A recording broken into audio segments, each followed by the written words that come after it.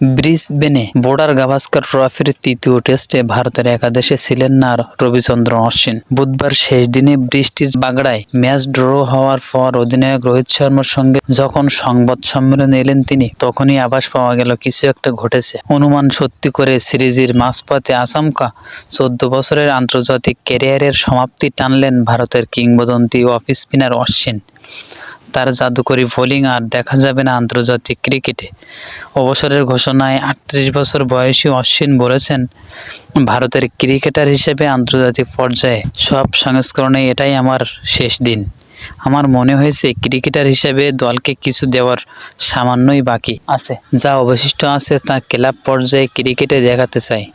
ধন্যবাদ দেওয়ার মতো অনেকেই আছে, তবে দায়িত্ব ঠিকঠাক পালন করতে পারবো না যদি বিসিসিআই ও সতীর্থদের প্রতি কৃতজ্ঞতা না জানাই। কয়েকজনের নাম বলতে চাই: রোহিত, কোহলি, রাহানে ও পূজারা। আমার বলে প্রতিপক্ষ ব্যাটারদের কাছাকাছি ফিল্ডিং করেছে, ওদের জন্যই আমি এত উইকেট নিতে পেরেছি। সংবাদ সম্মেলনে প্রশ্নোত্তর পর্বের সুযোগ রাখেননি অশ্বিন। সত্যিকার অর্থেই আবেগময় এক মুহূর্ত। এমন অবস্থায় আমি নেই যে প্রশ্নের উত্তর সঠিকভাবে দিতে পারব, এজন্যই আমাকে ক্ষমা করবেন। ভারত অধিনায়ক রোহিত শর্মা জানিয়েছেন, পার্থে সিরিজের প্রথম টেস্টের একাদশে জায়গা না পাওয়ার পরেই অবসরের সিদ্ধান্ত নেন অশ্বিন। কিন্তু রোহিত তাকে অ্যাডিলেডের দ্বিতীয় টেস্ট পর্যন্ত খেলতে রাজি করান। সেটাই তার আন্তর্জাতিক ক্যারিয়ারের শেষ ম্যাচ। শেষ ম্যাচে মাত্র 1 উইকেট পাওয়া অশ্বিন 3 সংস্করণ মিলিয়ে ভারতের হয়ে 287 ম্যাচে দ্বিতীয় সর্বোচ্চ 765 উইকেট নিয়েছেন।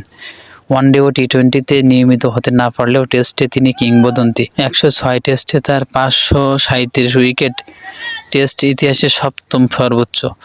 2011 সালে অভিষেকের পর ঘরের মাঠে ভারতের খেলা 65 টেস্টেই দলে ছিলেন অশ্বিন।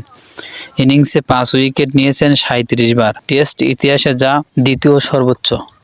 পাশাপাশি 6 সেঞ্চুরি ও 14 ফিফটিতে করেছেন 3503 রান। দীর্ঘদিন টেস্টের 1 নম্বর অলরাউন্ডার ছিলেন অশ্বিন। ক্রিকেটকে পেশা হিসেবে নেওয়ার আগে অশ্বিন ছিলেন মূলত ব্যাটার ও মিডিয়াম পেসার। তিনি নিজেই একবার বলেছিলেন, আমি ঘটনাচক্রে স্পিনার হয়েছি। তার পুরো যাত্রা কাছ থেকে দেখা। ভারতের কোচ গৌতম গম্ভীর বলেছেন, একজন তরুণ বোলার থেকে আধুনিক ক্রিকেটের কিংবদন্তি হওয়ার পথে তোমার অবিস্মরণীয় যাত্রার একজন সঙ্গী ও দর্শক হিসেবে আমি গর্বিত।